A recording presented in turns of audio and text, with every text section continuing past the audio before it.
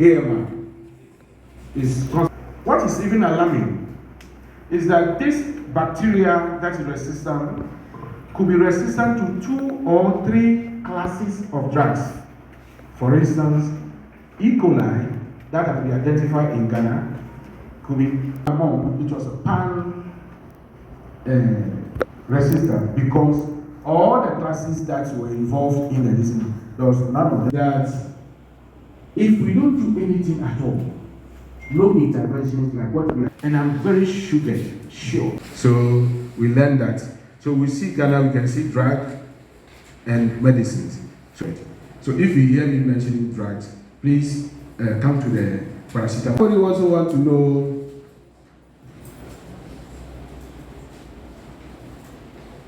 course. Please, you can join Antimicrobial resistance remain the bacteria that or the microorganisms, these small microorganisms that cause infectious diseases in humans and animals. When they no longer respond to the antimicrobial that we use to treat them, we say that they are becoming resistant to the drug. So one of the interventions that the Ministry of Health and the world at large put in place is to create awareness that antimicrobial resistance is real. It gives us so much trouble when you have resistant bacteria in your system.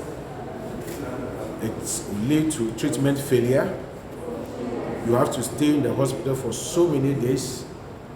They have to change to newer and very potent and very expensive antibiotics before you can get treated. That is why we are calling on everybody to get involved, because one surest way is to prevent the resistant development, 2, and to prevent its spread in the general population, because if that happens, we will not have the antibiotic that we require to treat them. So that's why we are calling on everybody. One surest way is to practice hand hygiene.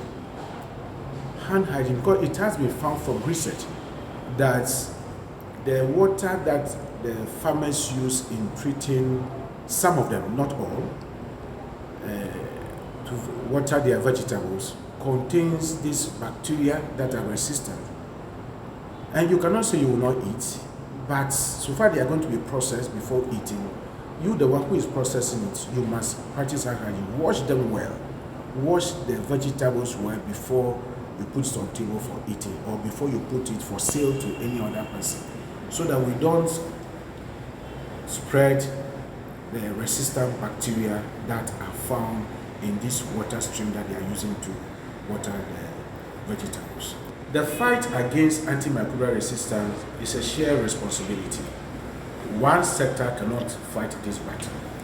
Government must be involved, create the enabling environment for research to be done. Some of the interventions need government call in, so that the government will provide the necessary amenities to do that. For instance, we should be able to identify these resistant bacteria in our hospital settings through the laboratories.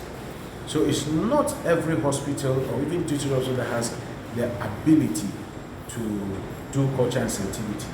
So that's why every stakeholder, partners, donors can also support. The fact is that antimicrobial resistance is not only for human health, it is also happening in animal health, poultry farms, pigs, and all the other farms that we can think about, aquaculture, fisheries. They also experience antimicrobial resistance. So there's the need for policymakers, donors, partners, the hospital practitioners, doctors, pharmacists, nurses, hospital administration, and everybody to come on board, because we all have a role to play in fighting this antimicrobial resistance. As we are moving into this festive season, definitely we'll be eating. Make sure the same infection prevention control measures that we use to run away a little bit from COVID, the same thing will apply to antimicrobial resistance spread. So we should continue to wash our hands with soap, running water. Let's sanitize our hand. Let's sanitize even the mobile phones that we are using, because they've been found to have a resistant bacteria, or bacteria are found on them. So let's practice hand hygiene. That is the common thing we can do in the community. And let us treat our vegetables, because as for the food we eat, but let's treat them very well. If you buy meat products from the market, abattoir, whilst you are preparing, wash them well before you cook, and cook them well so that we don't eat the disease-causing germs that will give us trouble. The fight against antimicrobial resistance cut across ministries. Currently, there are 4 sector ministries that are working together to fight this. Ministry of Health, Food and Agriculture, Ministry of Fisheries and Aquaculture Development, Ministry of Environment, Science and Technology and Innovations. They are all on board. When it comes to infection prevention on the farm, when we talk about poultries, piggeries and so on, they talk about biosecurity. So they put it interventions that you will not get them infected. Even if they get infected, the veterinary doctors or practitioners quickly recommend appropriate medicines to treat them. So that's the fight. So it's a multi-sectorial. We have agriculture on board strongly, and they are doing marvelous work to control the development of resistance and the spread of it on the farms. Because by 2050, it has been estimated, based on the current data, that in 2050, every 3 seconds, antimicrobial resistance could result in 1 person's death. That is a serious situation. We're raising the awareness now, and we practice infection prevention and control measures on the farms too. We have biosecurity measures in place. It means that the development of resistance will be slowed down, and then the spread of the resistance that will be developed, definitely some will come, but the spread of it is curtailed. So when we do that, that projections will not come to pass, because we are putting. I think the theme for this year's World Antimicrobial Resistance Awareness Week is preventing antimicrobial resistance to health. So it behoves on all of us. We all need to play a role. And my message to the general public is that there's a need for you to use antibiotics prudently. Basically, if you don't need antibiotics, you don't self-medicate. You always, it will be given to you when it is needed. So it is when it is being prescribed for you, that is where you are supposed to use antibiotics. So, and if it's being also being given to you, my advice is that make sure that you take the full course. No matter what happens is that if it's being given to you for the first 7 days, after the first 3 or 4 days, it seems you are being relieved. But because of that, most people stop taking it, and that is what starts creating resistance. But you need to take the full course. And if for some reasons you do not take it, you don't pass it to another person. That is the first thing. Then another thing that we also need to do after using the antibiotic prudently, there is a need for us to use other preventive measures, and these preventive measures prevent the further emergence of these antibiotic strains and further spread. And these involve certain basic things like washing your hands very thoroughly, making sure that you have access to clean water, making sure that you have access to good hygiene and sanitation, and also making sure that we also minimize pollution, and also ensure that we dispose our refuse and whether it's refuse and waste materials wisely, so that we do not pollute the soil, do not pollute the environment. That can also further worsen medications that are used to treat various infections in human beings and also in animals. But here our focus and attention is on the human beings. We talk about bacteria,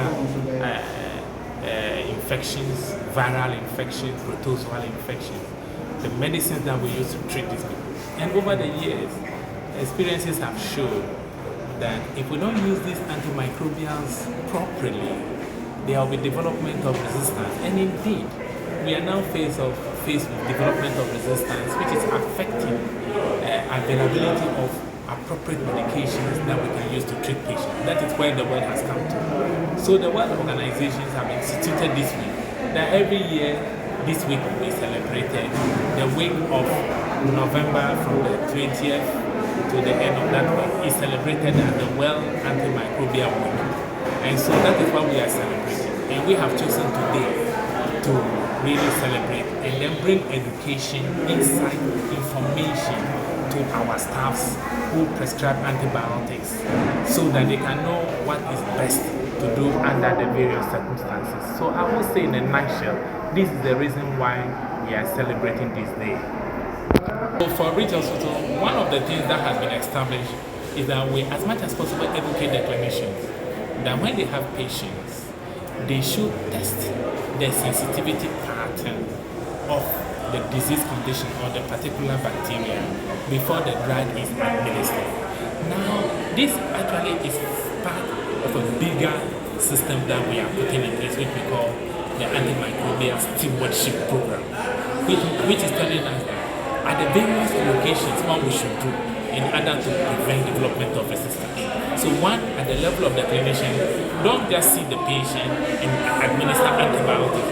Do the appropriate testing and be sure that this antibiotics can kill the bacteria. Otherwise, you may just be worsening the situation. The clinicians are also educated not to administer antibiotics when it is really not necessary. Sometimes people just, when patients come, they combine various medications, including antibiotics, and administer that in case it's an infection. You have to take our time and do a test to be sure that indeed it is an infection. We are also putting so much emphasis on IPC, as you see the measures that the lady presented. IPC simply means infection prevention and control. One of the things we are doing is to really cut down on the cycle of infection within hospitals. So the IPC department is the department that has been well strengthened so that it can help us prevent hospital-acquired infection. We don't want patients to come, they rather come to acquire infection that is within the hospital. They should come here to be treated of infections they've gotten from outside, but not to come here to acquire an infection. So that is why that department is one of the strongest departments. Even from the way she did the presentation, you will see that it's a very much empowered department. So I would say that these are some of the measures that we have put in place to minimize resistance development antibiotics in the Greater Accra Regional Hospital. Antibiotics resistance are one, using antibiotics frivolously. That, as I've explained earlier on, using antibiotics when it is really not required. You see. Number two, another important cause of development of resistance is that there is rapid spread of infection. The presenter spoke about the fact that sometimes we, the healthcare workers, our hands are contaminated, our phones may even be contaminated, and so on and so forth. And yet we are working within the environment, carrying resistant bacteria and then spreading it around. And so any measure to reduce spread of this kind of resistant infection is also going to be in the right direction to help us curtail this menace. So for me, these are some of the critical things that we need to bear in mind that contribute to the spread of antibiotics resistance.